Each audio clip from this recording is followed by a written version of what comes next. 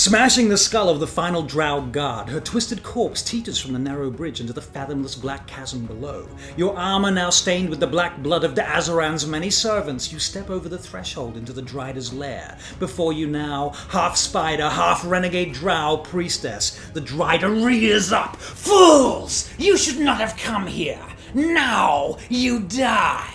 Casting a handful of coal dust and bloody fur into the air, darkness suddenly descends upon you. Now you are subjected to the blinded condition, and that is very, very bad for you.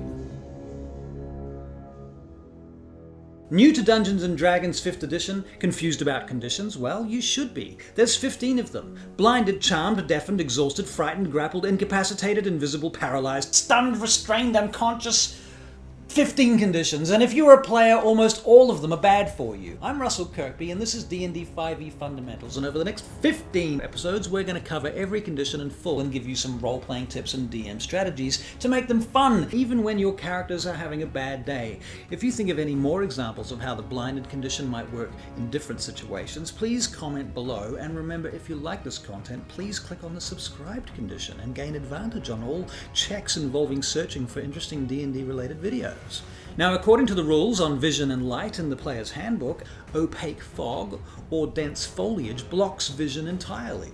Darkness, it goes on to say, creates a heavily obscured area. A creature effectively suffers from the blinded condition when trying to see something in that area. Characters face darkness outdoors at night, even most moonlit nights within the confines of an unlit dungeon or a subterranean vault, or in the area of magical darkness. You can also be blinded by a myriad of spells and magical effects, including the darkness spell itself. Depending upon the DM, you might even be blinded by certain types of improvised grappling maneuvers.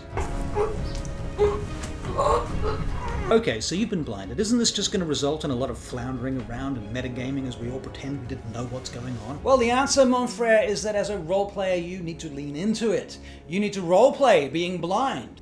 Remember, role-playing is not about winning, but you do have to trust your dungeon master, so instead of complaining about the fact that your character is now blinded and that you are at a massive tactical disadvantage, you need to take this dramatic opportunity to reveal plot, theme, and character. Conflict is drama, and watching characters struggle is what makes D&D fun. How does your character deal with being blind? Are you just going to freeze up? Are you going to call out, "Help! Help!" Are you going to become indignant? "What in the name of Moradin is this infernal darkness?" Are you going to freak out? "No, no, no, no, no, no, no, no, no, no." Are you going to flail around blindly?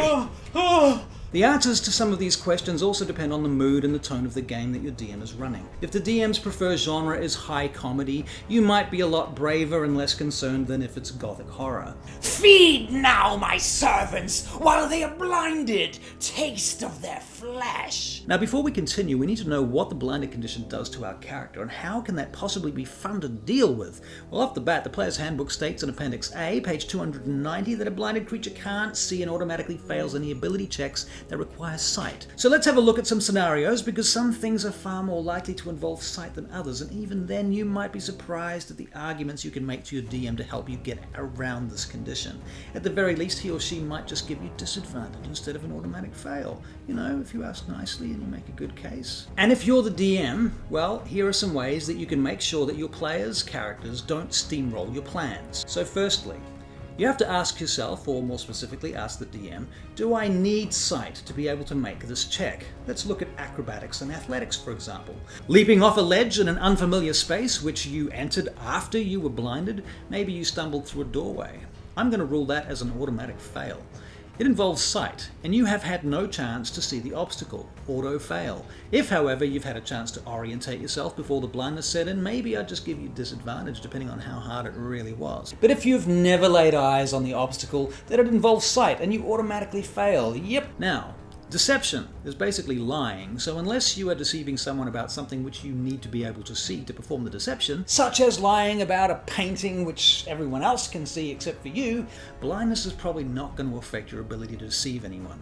Leave a comment if you can think of some other good exceptions. Similarly, history checks will probably be unaffected by blindness, or so you would think. Unless you need to see the family tree, the coat of arms, the spelling of the name of the ancient king in the tome, in which case the DM might make this an auto fail. Bear in mind, a lot of these situations can be mitigated by asking other members of your party, ones that can see, relevant questions. But really, how often does this come up in games? You might be surprised. Some people might run entire campaigns about making art deals in the Underdark, blinded. It sounds pretty cool. Have you ever failed to gain insight into an NPC's motives because you could not see their expressions? Maybe the DM has decided that the point of insight was in fact the tone of their voice. That's up to them. So you don't get to argue about that, but there is no harm in asking, is there? Intimidation. If the DM is feeling mean, you might automatically fail this too. Trying to intimidate someone that you're not even facing properly might just be comical. On the other hand, a DM who has had their coffee and enough sleep might let you intimidate using dialogue alone. Meanwhile, investigating a dark room for a small key and a hidden crack might also be asking for an auto-fail. In fact, generally I suggest investigation is going to be one of those most highly affected skill checks by the blinded condition. Stands to reason, doesn't it? Medicine! Imagine trying to stabilize an unconscious ally with a mortal wound during combat while blinded. Probably shouldn't try brain surgery in the dark. You are just as likely to kill them as save them. Auto-fail, I think. And consider that lucky. If the DM was really mean, they might rule that your attempts to save your ally did even further damage, potentially killing them. On the flip side, however, given enough time and space, despite being blinded, perhaps out of combat, you might be able to diagnose some situations with questions and answers.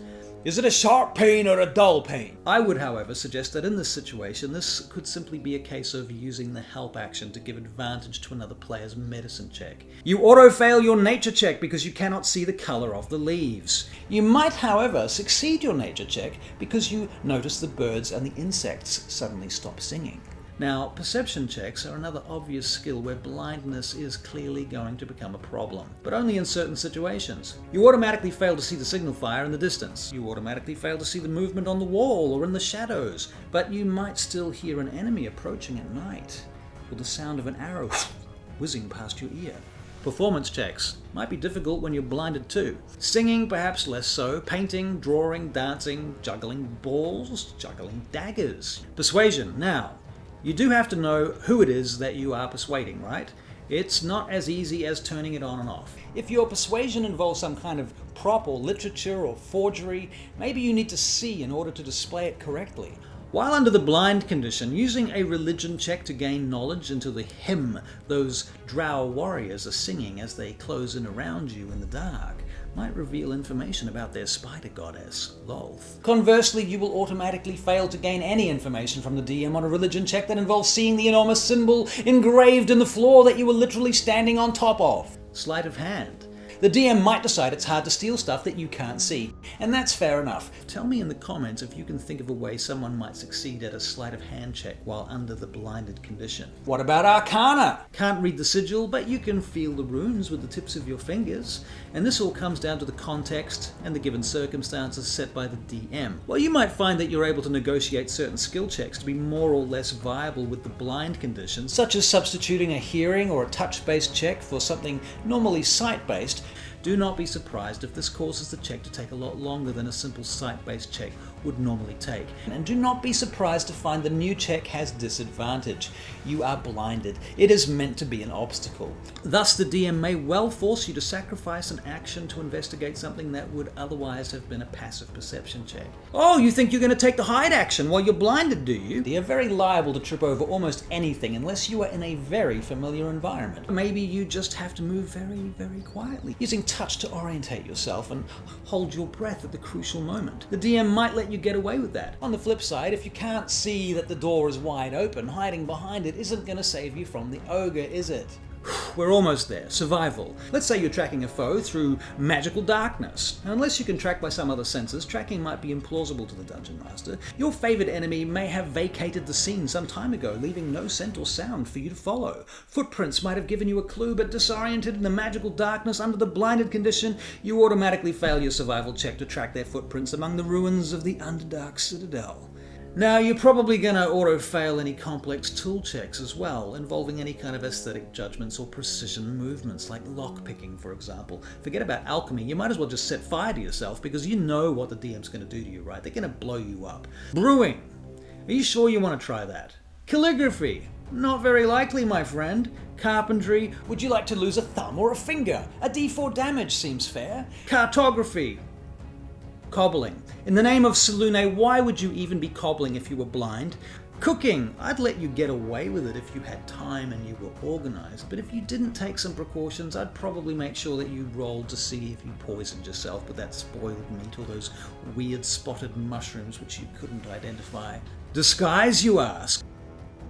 Forgery. Nope. Gaming, probably no. Glass blowing, herbalism, no. Jewelry, no. Land and water vehicles, sure, you can try that. I'm going to say the difficulty is 25, and if you fail your roll, you're going to drive your wagon off the cliff that you can't see. Leatherworking, nope. Masonry.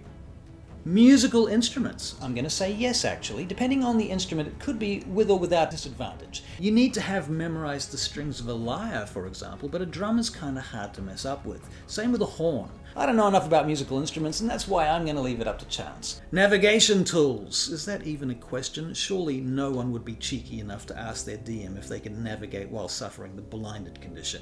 Can you use a compass with your eyes closed? Painting. No. Poisoning. Disastrously no. Oops, you accidentally failed to clean up properly and now you have contaminated your drinking water. Make a constitution check. In fact, everybody make a constitution check, the whole party. Am I just being mean now? Pottery. Yeah, okay, I'll give it to you. We all loved that scene with Patrick Swayze and the ghost, and it was all very tactile and romantic. On second thoughts, no.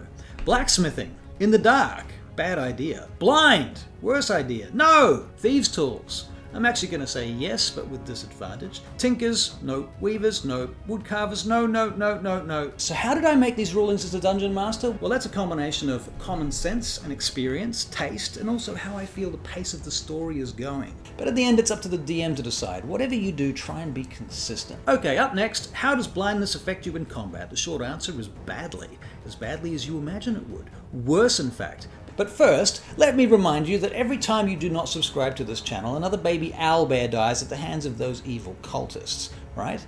Cultists. It's always cultists. Alright, back to business. Okay, so when you are suffering from the blinded condition in D&D 5e, all attacks against you by a non-blind creature obviously get advantage. That is to say, they get to roll 2 dice to hit you and choose the highest outcome. Meanwhile, you, being blinded, are at disadvantage for any attack rolls that you attempt to make. So you're rolling 2d20 and taking the lowest number. So basically, you are in a lot of trouble. On the upside, it is also worth noting that none of the 15 conditions in the D&D 5e rule set stack upon themselves. They can stack on each other, you can be blinded and paralyzed, but they don't stack upon themselves, so you can't be blinded twice, meaning that the condition basically can't get any worse. Each instance of the condition does have its own duration, and most D&D groups will find that it is worthwhile tracking how long a condition is going to last for. Finally, remember that conditions last until their duration ends, or until they are counted in some way. The player's handbook tells us that the prone condition, for example, is counted by standing up, but it's not always that simple, and in the case of the blinded condition, it really depends on what is causing the blindness to begin with. Is it a darkness spell or an improvised grapple maneuver, a blindfold or a curse, an unexpected swarm of locusts? The answer to that question is as wide and as varied as there are DMs and scenarios, and that is between you and your DM. I just hope I've given you something to think about. So if you enjoyed this video, please subscribe and leave us a comment about how you would deal with any of the situations that we've talked about in this video. So subscribe for the sake of the owlbears.